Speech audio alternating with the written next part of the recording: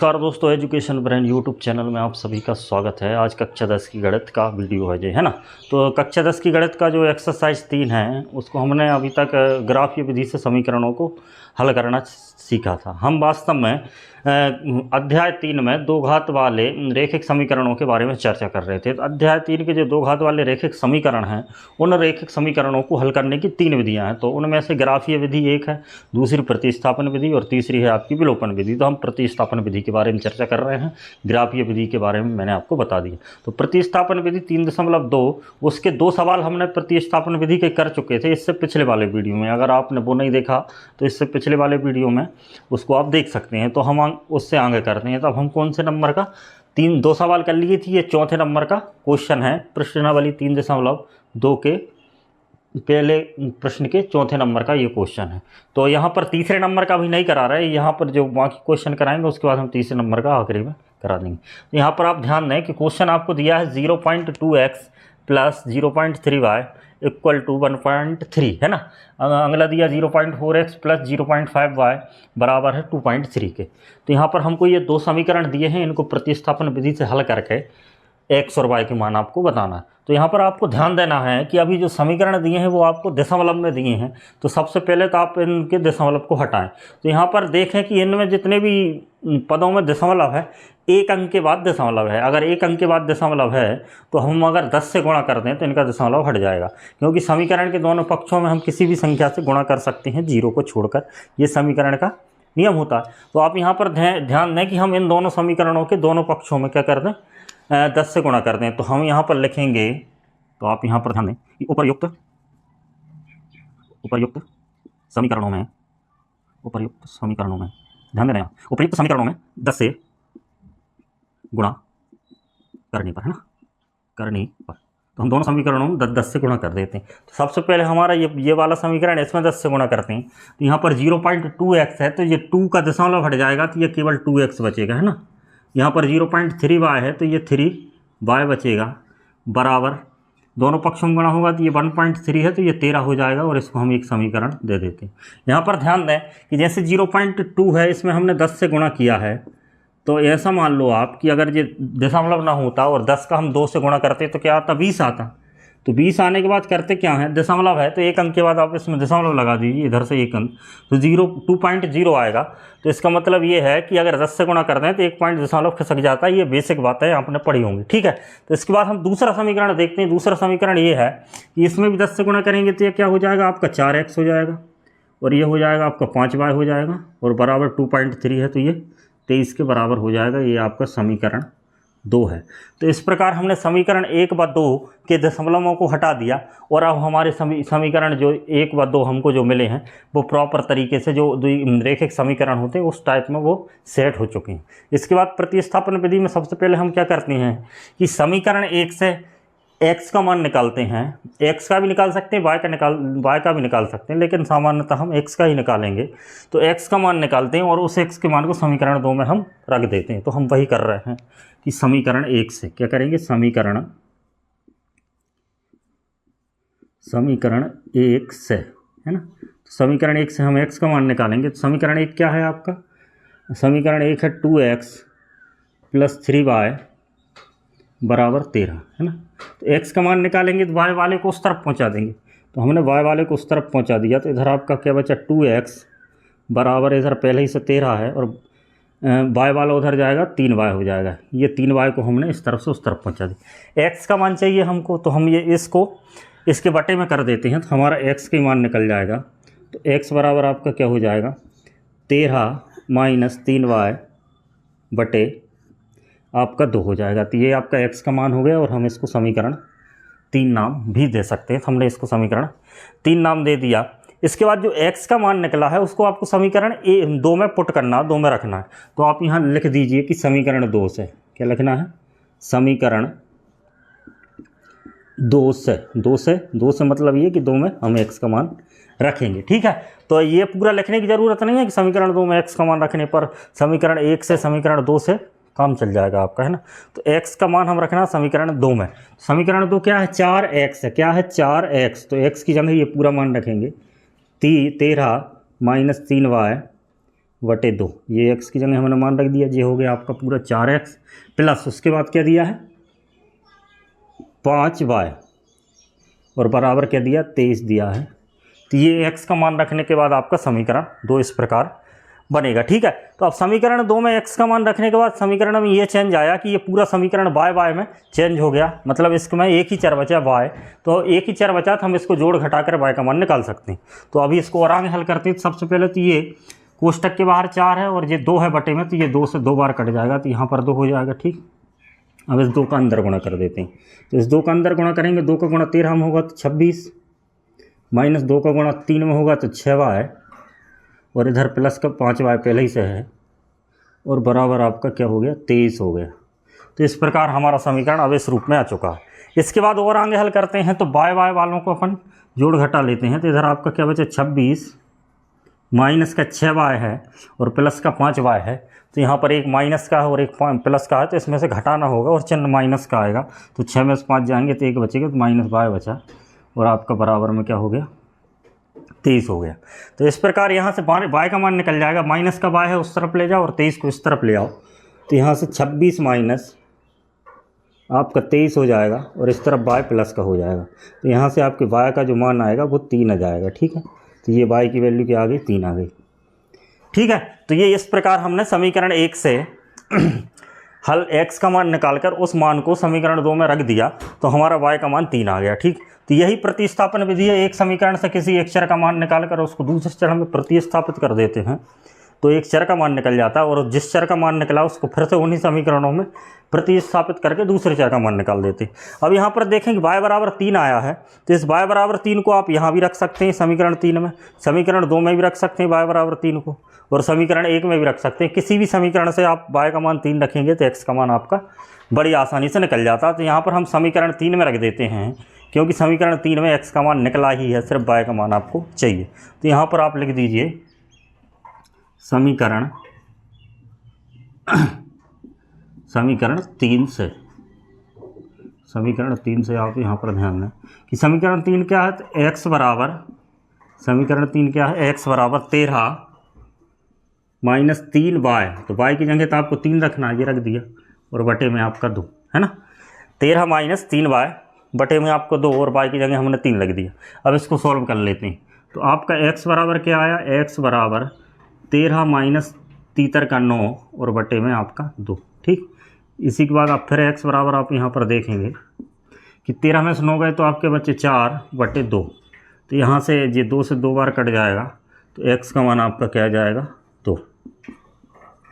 तो x बराबर आपका 2 आ गया और y बराबर आपका 3 आ गया। अब आप यहाँ पर लिख दीजिए कि अभिष्ट हल, अभिष्ट हल का मतलब जो हमको चाहिए वो हल क्या आ गया, अभिष्ट हल क्या है, x बराबर 2 y बराबर 3। तो ये आपका आंसर है और इस प्रकार यही प्रॉपर तरीका है प्रतिस्थापन विधि से सवाल को हल करने का। ठीक है, तो यहाँ पर सामान्यतः सवाल के यहाँ से स्टार्ट होते हैं, लेकिन इसमें दशमलव दिया था इसलिए हमको इसमें सिर्फ एक्स्ट्रा इतना काम करना पड़ा कि 10 से गुणा करना पड़ा। 10 से गुणा करने के बाद आपका जो समीकरण है, दोनों समीकरण प्रॉपर तरीके से सेट हो गए। फिर किया क्या कि समीकरण 1 से x का मान निकाला हमने और इसको हमने समीकरण 3 नाम दे दिया। फिर समीकरण 2 में जो x का मान निकाला था वो x का मान हमने रख दिया, तो समीकरण 2 पूरा y एक ही चर में, मतलब y जो चर बचा एक ही चर बचा उसमें बदल गया, और बदलने के बाद y में चर में बदल गया तो हम उससे y का मान निकाल लेंगे। तो हमने ये y का मान निकाल लिया। अब इस y के मान को हम समीकरण 1 2 3 है हमारे पास, तो किसी भी समीकरण में हम इस मान को रख देंगे तो हमारा x का मान निकल आएगा। तो हमने चुना कौन सा, समीकरण 3, और सभी सवालों में हम समीकरण 3 को ही चुनेंगे क्योंकि उससे आसानी से निकल जाएगा। इधर भी आप रख देंगे जब भी वही मान आएगा। तो हमने समीकरण 3 में y का मान रखा तो हमारा x का मान 2 आ गया। तो इस प्रकार समीकरण का हल क्या है, x बराबर 2 और y बराबर 3 है। ठीक है, तो समीकरण का हल क्या है, x बराबर 2 और y बराबर 3 है। इसके बाद हम अगला सवाल, तो आपके सामने अगला क्वेश्चन है, क्वेश्चन नंबर आखिरी है। इसके हमने अभी चौथा किया था, उसके बाद 5वां दिया उसमें, ये 6वें नंबर का आपका क्वेश्चन है क्योंकि अभी वो 2 क्वेश्चन बचे, इसके बाद हम उन दोनों क्वेश्चन को करेंगे।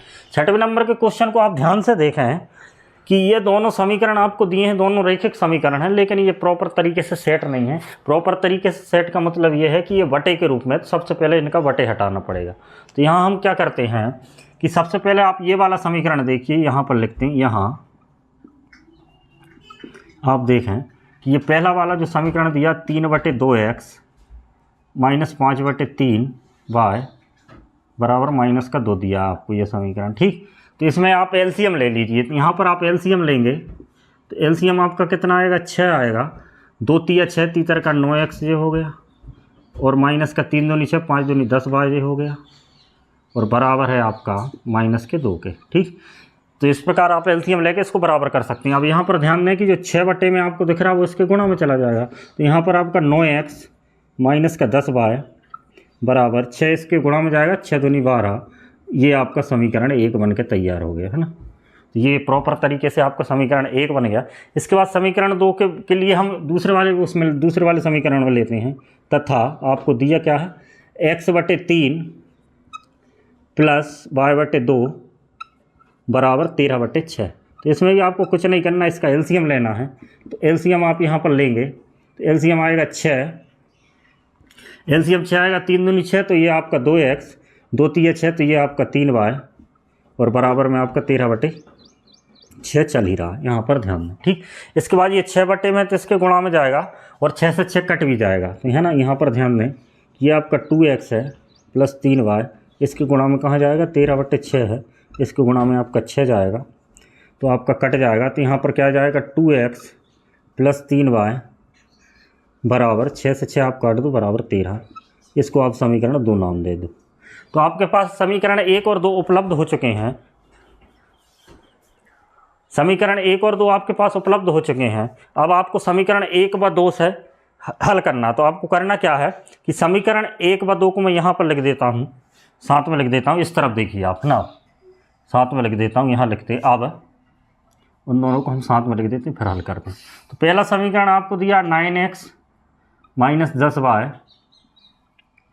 बराबर -12, ये आपका पहला समीकरण दिया है ना, इसको यहाँ लिख दिया। इसके बाद आपका अगला समीकरण है 2x प्लस 3y बराबर 13, तो ये आपका दूसरा समीकरण है।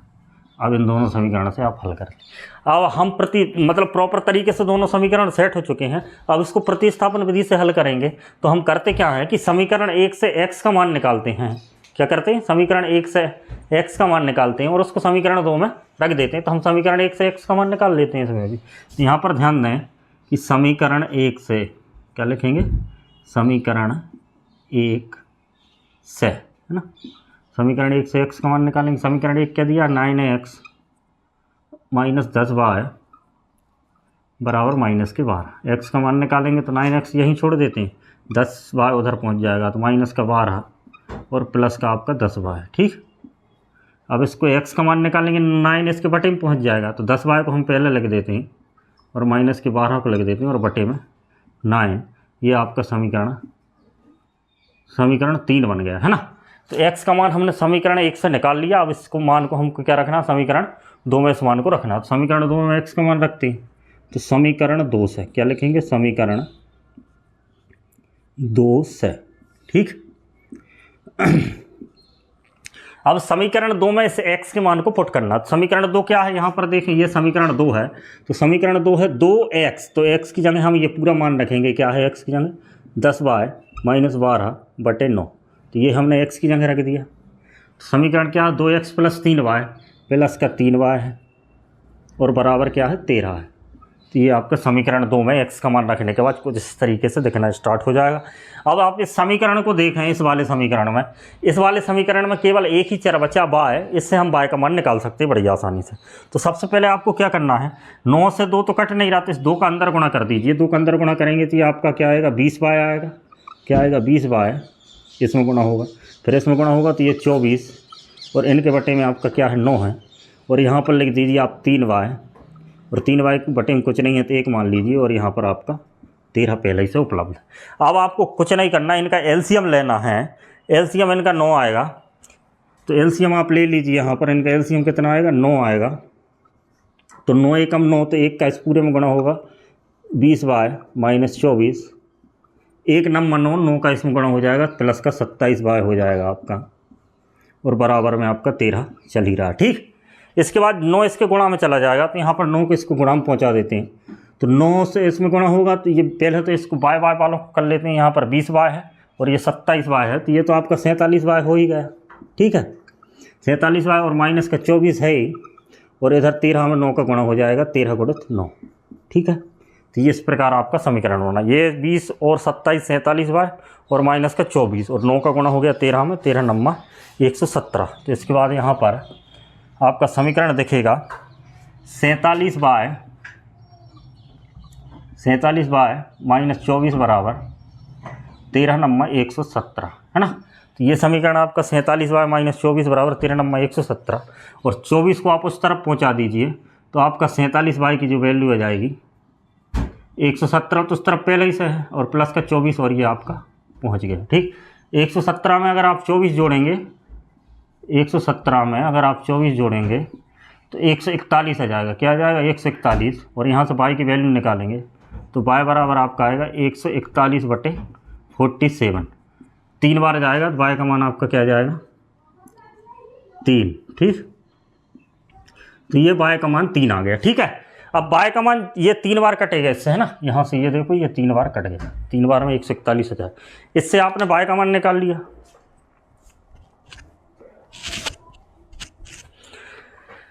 अब y का मान आपका निकल गया और आपके पास 1 2 3 समीकरण उपलब्ध हैं। इन तीनों समीकरण में से किसी भी समीकरण में अगर आपने y का मान रख दिया तो आपका x का मान आ जाएगा। तो हम सामान्यतः समीकरण 3 में रखते हैं, तो यहाँ पर आप लिख दीजिए समीकरण 3 से। किससे? 3 से। तो 3 में y का मान रखना, तो 3 क्या है? x बराबर 10y, तो 10y की जगह लिखना 10 गुणित y की जगह 3 और माइनस 12/9। ठीक, अब इसको हल कर लो तो x बराबर आपका हो जाएगा 10 × 30 माइनस 12/9, और 30 में से 12 जाएंगे तो आपके बचेंगे 18 और बटे में 9, है ना।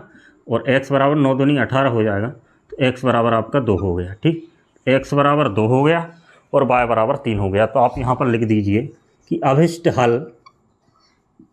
हल क्या है?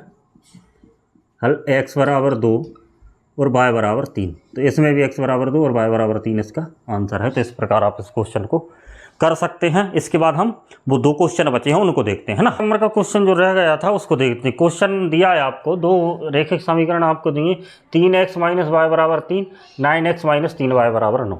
तो यहाँ पर इन दोनों समीकरणों को आप ध्यान से देखें कि इन दोनों समीकरणों को आप ध्यान से देखेंगे कि अगर 3/9 लिखेंगे तो यहाँ पर आप एक बात गौर करें कि यहाँ क्या हो रहा है, ये 3/9 और ये आपका माइनस का 1/-3 और ये सी वाला है आपका 3/9। तो ये तीनों आपस में बराबर हो रहे हैं, क्योंकि ये 1/3 हो जाएगा, ये माइनस से माइनस कट जाएगा, ये भी 1/3 हो जाएगा। तो यहाँ पर क्या हो रहा है कि 1/3 बराबर है 1/3 बराबर है 1/3। तो यहाँ पर आप लिखेंगे क्योंकि कि A1/A2 की स्थिति क्या बन रही है? A1/A2 B1/B2 और बराबर C1/C2, ये स्थिति है। तो इस स्थिति में क्या होता है? अपरिमित रूप से अनेक हल होंगे, है ना। अपरिमित रूप से अनेक हल की स्थिति है। ये कितनी है? अनेक हल। तो इसका कोई अद्वितीय हल तो नहीं होगा, लेकिन बहुत सारे हल होंगे। तो इसीलिए मैंने इस समीकरण को अभी छोड़ा था आपको। इसमें हो क्या रहा है कि ये गुणांक हैं x, y और अचर पद, इनका जो अनुपात आ रहा है तो ये अपरिमित रूप से अनेक वाली कंडीशन को फॉलो कर रहा है। अगर ये अद्वितीय हल होता तो हम इसको हल करते, लेकिन इसके अपरिमित रूप से अनेक हल हैं। तो इसके लिए आपको कुछ नहीं करना, इन दोनों समीकरणों में से आप समीकरण 1 या 2 किसी को भी ले लीजिए। तो हम समीकरण 1 को ही लेते हैं हमेशा, समीकरण 1 से ही बात कर लें। तो समीकरण 1 से आप बात करें तो समीकरण 1 से आप देखें तो x का मान निकालना है आपको, या y का मान निकाल के पहले हम समीकरण 1 लिख देते हैं। 3x माइनस y बराबर 3। यहाँ से y का मान निकालना आसान है तो हम y का मान निकाल लेते हैं। तो इस तरफ आप 3x छोड़ दीजिए और उस तरफ आप y को ले जाइए, 3 प्लस आपके y हो जाएंगे, क्योंकि y माइनस का। अब 3 को इस तरफ ले आइए तो 3x माइनस 3 हो जाएगा और बराबर में आपका y हो जाएगा, या इसको ऐसे भी लिख सकते हैं कि y बराबर 3x माइनस 3। अब इस समीकरण को आप देख, इसको आप समीकरण 3 दे दीजिए। तो यहाँ से y का मान क्या आया, 3x माइनस 3 आया। अब इस y के मान को आप समीकरण 1 में रखेंगे। मान लो समीकरण 1 में हम क्या करते थे, x का मान निकालते थे और समीकरण 2 में रख देते थे। 2 में रख देते थे तो हमारा एक चर का मान निकल जाता था। लेकिन यहाँ पर तो ये अद्वितीय हल है। अगर अद्वितीय हल है तो इसका कोई हल, अद्वितीय हल है तो इसके अनेक हल निकलेंगे। तो आप यहाँ पर इतनी करने के बाद अगर y का मान आप इसमें रखेंगे तो आपका मान कुछ निकलेगा नहीं। मैं आपको निकाल के बता देता हूँ, है ना। यहाँ पर ध्यान दें कि y का मान, इसको करना ही नहीं, केवल समझने के लिए आपको बता रहा हूँ कि y बराबर 3x माइनस 3 आया था। अब इसको हम समीकरण 2 में रख देते हैं। समीकरण 2 क्या है, 9x प्लस माइनस का 3y है। 3y की जगह आपको क्या रखना, 3x माइनस 3 बराबर आपका क्या है 9। अगर इसका मान हम इसमें रखेंगे तो क्या होगा वो और देख लीजिए। 9x 3 का अंदर गुणा करेंगे, 9x 3 का अंदर गुणा करेंगे प्लस 9 और बराबर 9। तो ये 9x से 9x कट जाएगा क्योंकि ये प्लस का और ये माइनस का, और आपका क्या जाएगा 9 बराबर 9। तो आप इससे ना तो x का मान निकाल सकते हैं ना y का मान निकाल सकते हैं। तो आपको इतना ही करना है। इतने के बाद आपको लिखना है कि इसके समीकरण यहाँ पर लिख दो। समीकरण 3 से x y के अनेक, ये अपरिमित लिख दो, अपरिमित मान संभव है ना। ये आपका आंसर हो गया। इसका अपरिमित मान क्या है, संभव है। तो ये आपका क्वेश्चन नंबर 3 है। इस तरीके से इसको आपको करना है, क्योंकि अभी तक हमने जितने भी क्वेश्चन करे थे वो सब अद्वितीय हल के थे, लेकिन ये अपरिमित रूप से अनेक हल है, मतलब इसके अनंत अनेक हल हैं, तो उससे संबंधित था, इसलिए इसको बाद में करा रहे हैं। अब इसके बाद हम देखते हैं अगला क्वेश्चन। अगला क्वेश्चन जो मैंने छोड़ा था वो क्वेश्चन क्या है, समीकरण 1 और 2। अब इनको हल करते हैं। समीकरण 1 व 2 दिए हैं आपको।